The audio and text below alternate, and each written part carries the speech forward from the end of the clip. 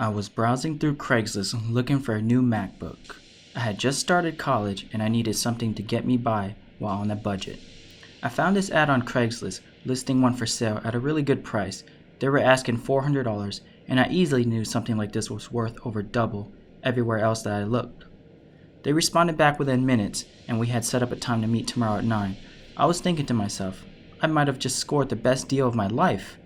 It was kind of late for me, but he told me he worked during the day and he had a really hectic schedule, so I agreed. He told me that if I meet him at his house, he would lower the price by $20, so I took his little offer. I was about an hour and a half drive, which was really long to me, but I was desperate and needed this laptop. He also mentioned that I should meet him at the back basement entrance because he was throwing a party and I could just meet him back there. When I got to the house, something was very strange about the scenery. After arriving, I see 2 cars in the driveway, which was strange because I thought he was throwing a party. But I didn't really care too much. There was definitely no lighting anywhere around the house, so I had to use the flashlight on my phone.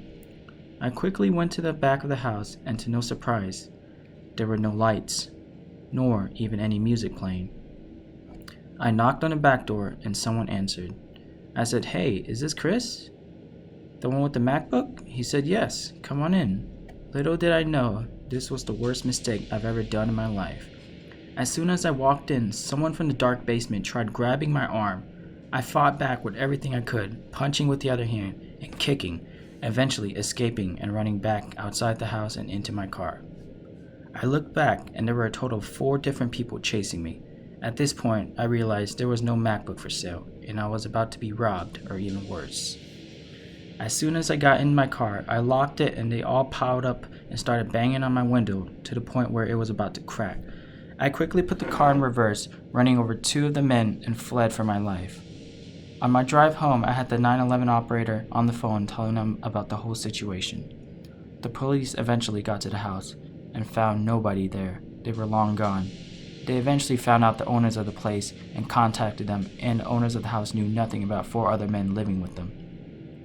Apparently, what really happened was that these people knew the owners would be gone during the nights and broke into their backdoor basement using their address from Craigslist for meetups, and whoever the unlucky victims were that night would eventually find out the hard way that there was going to be no transactions going on. That explains the too good to be true ad on Craigslist. My advice to anyone using Craigslist, don't ever buy from there unless you meet up at a public place, because that website is full of people with bad intentions. Summer break had just started and I was about to be a freshman in high school this year. I couldn't find many jobs that would hire me considering the fact that I was only a 14-year-old girl, so I hopped on Craigslist looking for part-time work. My parents never gave me any allowance and I really wanted some extra money for my first year in high school. I found this ad on Craigslist saying they needed a housekeeper for someone's house and they were willing to pay me $300 a week, and all I would have to do is come in a few times a week and clean up the entire house for a few hours. I called this person up and strangely it was a man that picked up, which made me kind of uncomfortable.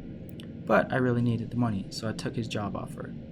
He only lived about 20 minutes away from me and I was able to get a ride there every day from my older brother, who happened to be at home doing nothing with the car, so he didn't mind. My first day at the house, I met the man from the phone and he introduced himself as Steve.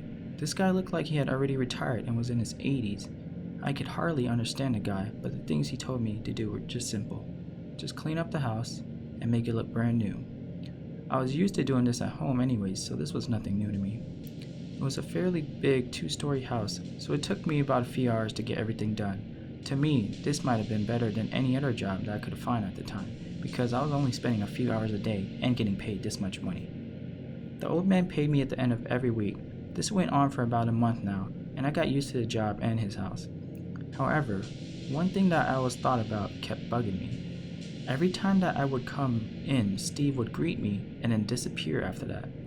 I wasn't the type of person to get involved in people's business, but I just couldn't help but wonder what he does every time I come over and clean. So one day after cleaning to do my few hours of work, I was cleaning his bathroom upstairs and noticed something in the corner of my eyes. Right inside of his bathroom vase, full of flowers, was a blinking red light. I wiped my eyes a few times to see if my eyes were playing tricks with me, but they weren't. It kept blinking, and I walked up to the vase and saw that it was a wireless camera and it was recording live. I could hear fumbling noises inside the room that Mr. Steve always hides in whenever I come over. I think he just realized the situation just as much as I did. I knew exactly what was going on and pretended to work, acting as if I didn't see a thing. I took out my phone and texted my brother to come pick me up now, literally begging him. After waiting for almost half an hour, he eventually came and picked me up. He asked me why I was leaving so early because he had just dropped me off an hour ago. I was too embarrassed to go tell him what had just happened and said that there wasn't any work to be done. So he got the memo and drove us both home. After locking myself in the bedroom, I noticed that Mr. Steve had blown up my phone, messages apologizing about the whole situation and asking me to please come back.